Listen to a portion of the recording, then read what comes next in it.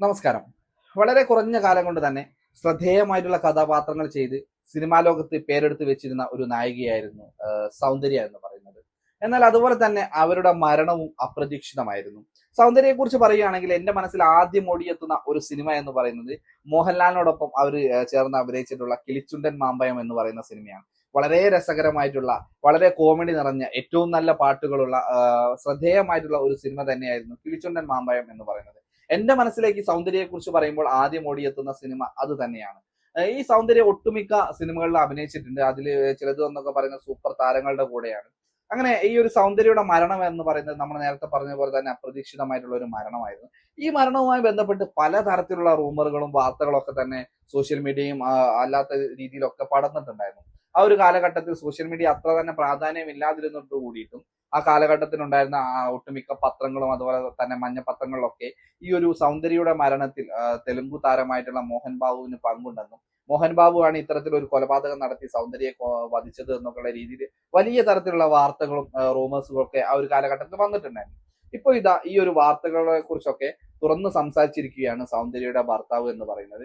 സൗന്ദര്യയെ മോഹൻ ബാബു അല്ല കൊന്നതെന്നും സൗന്ദര്യക്ക് സാമ്പത്തിക ഇടപാടുകൾ ഇല്ല എന്നുള്ള രീതിയിലൊക്കെയാണ് ഇപ്പം സൗന്ദര്യയുടെ ഭർത്താവ് സംസാരിച്ചിരിക്കുന്നത്.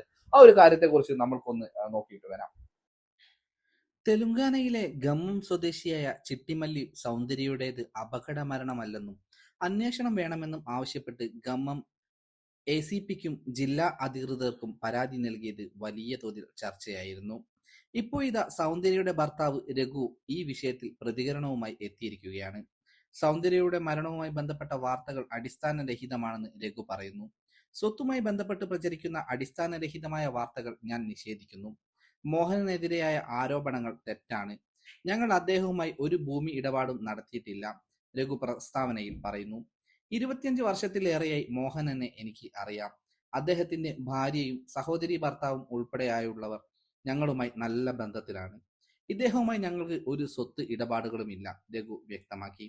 നടൻ മോഹൻ ബാബുവുമായി സൗന്ദര്യക്കുണ്ടായിരുന്ന വസ്തുതർക്കമാണ് നടിയുടെ മരണത്തിലേക്ക് നയിച്ചതെന്നാണ് ചിട്ടിമല്ലുവിന്റെ പരാതിയിൽ പറയുന്നത്. ശംഷാബാദിലെ ജൽപള്ളി എന്ന ഗ്രാമത്തിൽ സൗന്ദര്യയ്ക്കും സഹോദരനും 6 ഏക്കർ ഭൂമിയുണ്ടായിരുന്നു. ഇത് മോഹൻ ബാബുവിന് വിൽക്കാൻ ഇരുവരും വിസമ്മതിച്ചതാണ് പ്രശ്നത്തിന് കാരണമായതെന്നും സൗന്ദര്യയുടെ മരണശേഷം മോഹൻ ബാബു ഈ ഭൂമി ബലമായി കൈവശപ്പെടുത്തിയതാണെന്നും ചിട്ടിമല്ലു ആരോപിക്കുന്നുണ്ട്. 2004 ഏപ്രിൽ 17-നാണ് അഗ്നി ഏവിയേഷൻ 4 പേർ ഇരിക്കാവുന്ന സെസ്ന 180 എന്ന ചെറുവിമാനം അപകടത്തിൽപ്പെടുത്തുന്നത്. 2004 ഏപ്രിൽ 17-നാണ് അഗ്നി ഏവിയേഷന്റെ 4 പേർക്കിരിക്കാവുന്ന സെസ്ന 180 എന്ന ചെറുവിമാനം അപകടത്തിൽപ്പെടുന്നത്.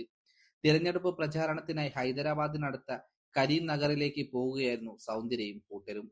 ജാക്കൂർ എയർഫീൽഡിൽ നിന്ന് പറന്നുയർന്ന് മിനിറ്റുകൾക്കുള്ളിൽ തന്നെ വിമാനം തകർന്നു വീഴുകയായിരുന്നു. എതിരെയുള്ള കാർഷിക സർവകലാശാലയുടെ ഗാന്ധി കൃഷി വികാസ് കേന്ദ്രം ക്യാമ്പസിലേക്കാണ് വിമാനം